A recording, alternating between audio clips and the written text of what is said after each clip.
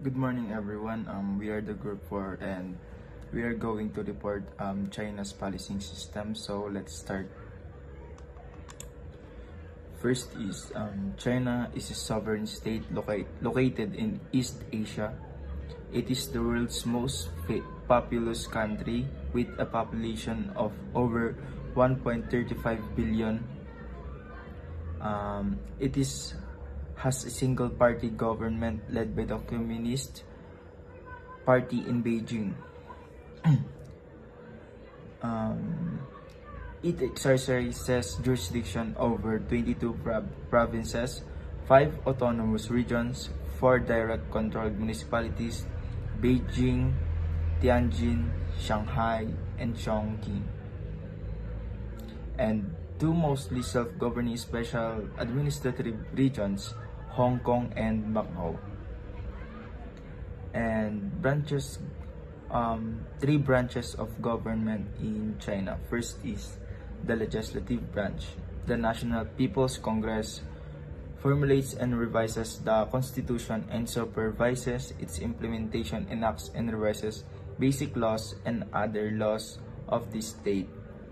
Next is the executive branch. The State Council of the People's Republic of China, namely the Central People's Government, is the highest executive organ of state power, as well as the highest organ state of administration. And last is the judicial branch, the Supreme People's Court and the Supreme People's Procuratorate. And next is military branch. First is the Ministry of Foreign Affairs.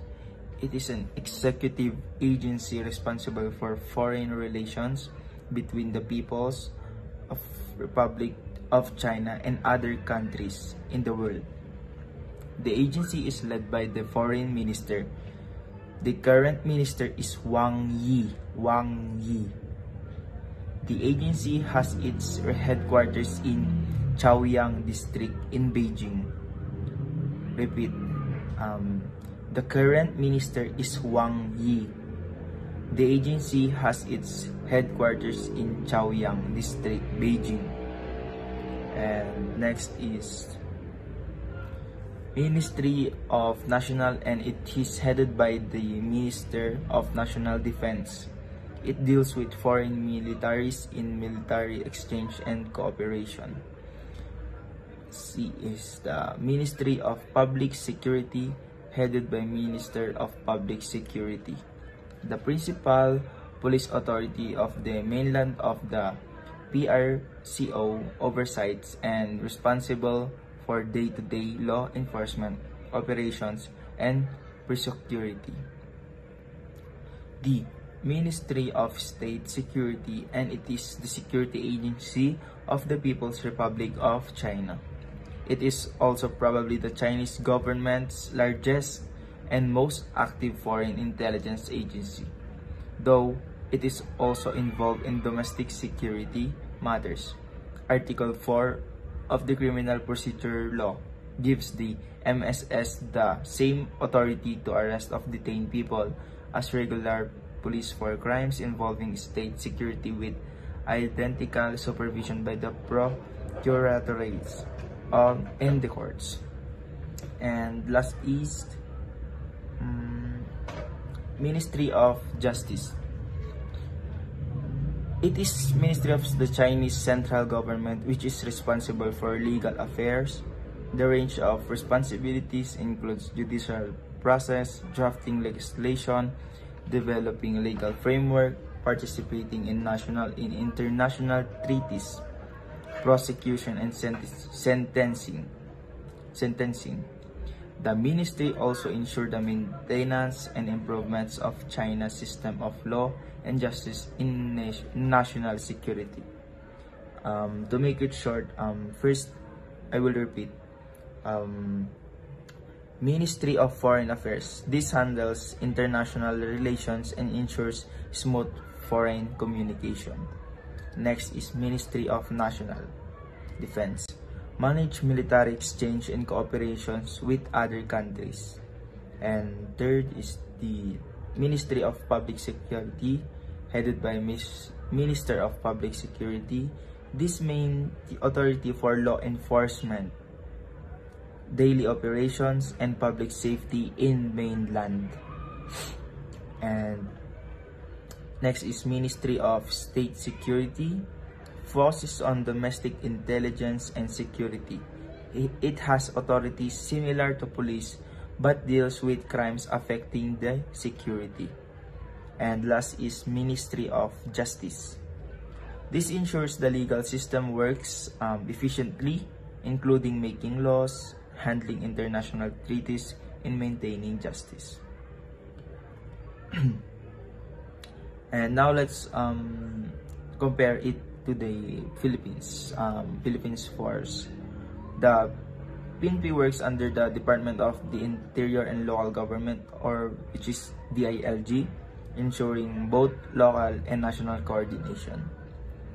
Unlike China, the PNP is decentralized and China is centralized, with responsibilities shared across 17 regions, including cities and municipalities. It focuses on crime prevention, public safety, and law enforcement without significant involvement of intelligence or foreign relations. And next is the police stations of China.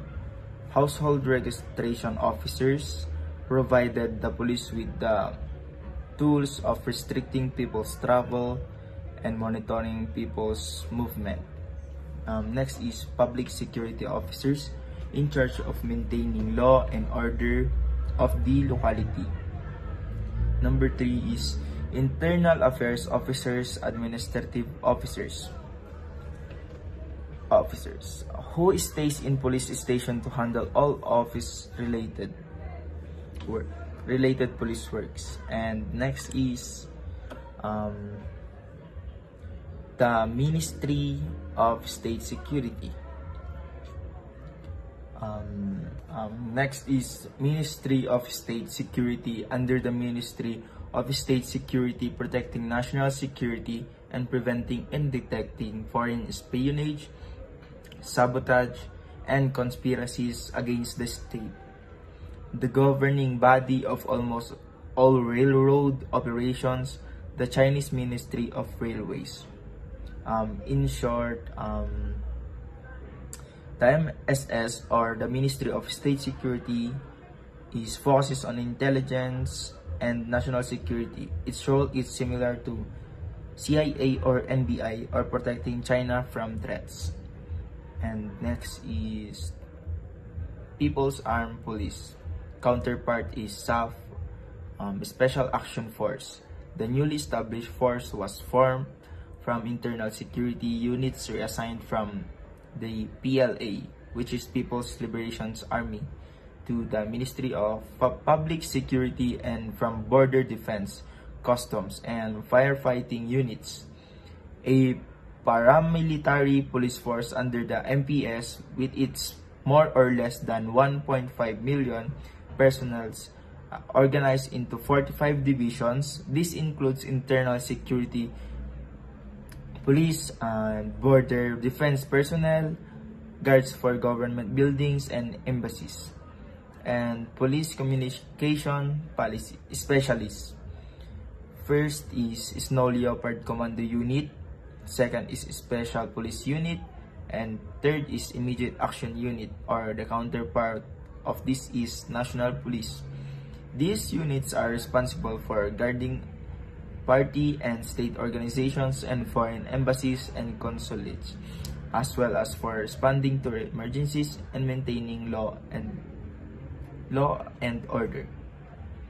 To make this short, the other or shorter term of this is the PAP, or the PAP is a paramilitary force. It deals with riots, terrorism, and disaster response. It bridges police and military duties. And next, Moving on to the branches of the PLA. The People's Liberation Army. Comparison here in the Philippines, we have the AFP. So the ground force of the PLA, where they deploy their largest ground force in times of crisis, and they will be reinforced by numerous reserve and paramilitary units. The ground force comparison here in the Philippines, we have the Philippine Army. In the PLA, they also have the Navy Force. Here in the Philippines, we have the Philippine Navy, which acts the same, where they have an overall program of naval actions, where they protect the waters of their own territories. Moving on, they also have the Air Force. Here in the Philippines, we have the PAF, the Philippine Air Force. It is the same duty. They have the Aerial Warfare Service, where they protect skies of their own territories. And also they also function as the defender territory and thus nuclear delivery. The fourth one, here in the PLA, they have the 2nd Artillery, which means this is a strategic missile force that controls China's nuclear and conventional strategic missile. Comparison here in the Philippines, we do not have nuclear weapons yet, but we do have conventional strategic missiles, which is controlled by the AFP, mainly by the ground force, mainly by the armed forces and the Navy and the Philippine Navy. Moving onward to the screening process. In China, they have the written examination with having an English and Chinese along with an aptitude test. Moving on, they have the psychometric test. This is where they assess their candidates' psychological and suitability for the role. Of course, the most important one, the physical fitness test, where they evaluate the physical capabilities of their candidates through practical applications, management, and leadership exercises, where these exercises assess candidates' abilities to manage situations and lead effectively. Also, they have the integrity checks and medical examination. This includes a urine drug test to ensure candidates meet health, integrity standards, wherein they also have the psychological assessments. It has a psychometric test, suitability evaluation, follow-up interviews, and confidentiality and fairness. Once recruits pass the screening process, they become eligible to enter an initial training program combining theoretical learning and practical exercises. In China, this program begins with ideological education, where recruits are taught the political values of the Communist Party of China. This ensures their loyalty and alignment with national policies. Similarly, in the Philippines, recruits undergo values formation during their training, though the focus is more on ethical behavior and public service. Legal security studies is also a part of their training. In China, recruits study Chinese laws, criminal justice processes, and public security regulations, giving them a comprehensive understanding of the legal framework they will operate within. Recruits also in China participate in field operations, where they are engaged in simulated scenarios to prepare for real-world tasks. Likewise, in the Philippines, recruits undergo hands-on training through similar simulations, but often with an emphasis on handling diverse community issues and minimizing the use of force. Initial training in China typically lasts 1 to 2 years, depending on whether recruits enter vocational police training or specialized undergraduate programs at institutions like the People's Public Security University of China. In the Philippines, once recruits pass the screening process, they undergo basic police training at the Philippine National Police Academy, or through regional training centers. This training is foundational, similar to China's approach, and includes police tactics, physical conditioning, and law enforcement protocols.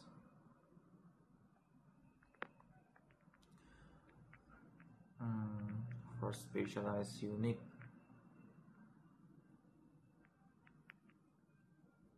after completing initial training, recruits in China can specialize in units like anti-terrorism, cybercrime, and other branches. These specialized programs are intensive, focusing in various areas including martial arts, physical conditioning, and advanced tactical operations. This training typically lasts 6 months to a year.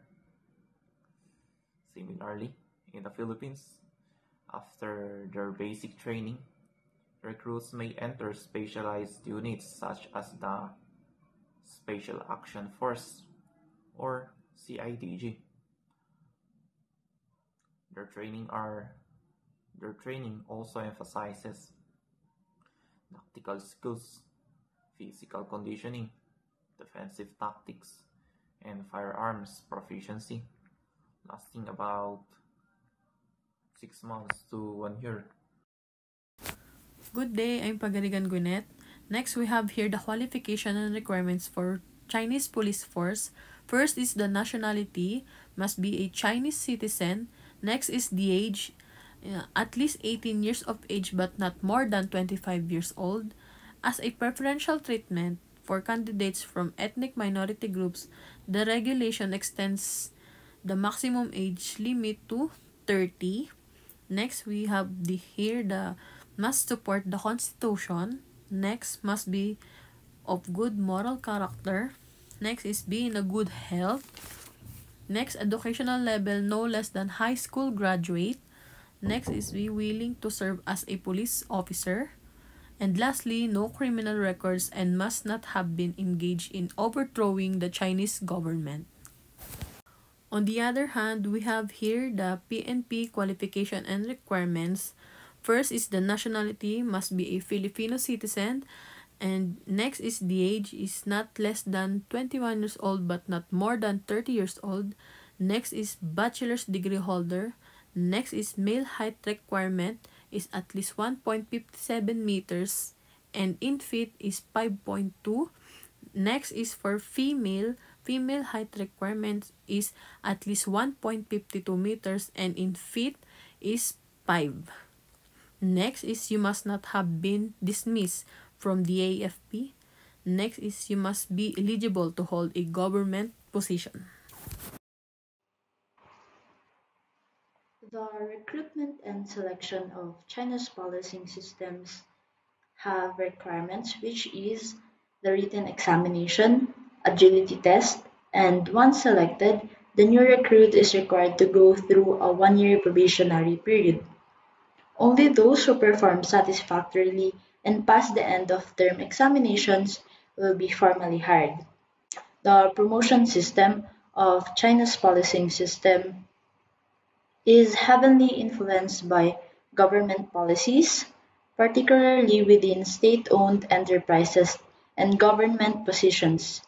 The key requirements are must be a college graduate, have a legal knowledge and practical experience in police work, have administrative talent and skills, and must complete the in-service training.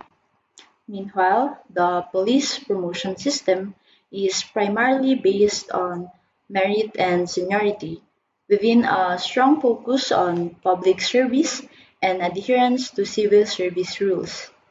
The key requirements are merit-based performance, which is employees are promoted based on their job performance, skills, and ability to meet performance targets. Second, seniority. Third, civil service examinations. Fourth, training and education.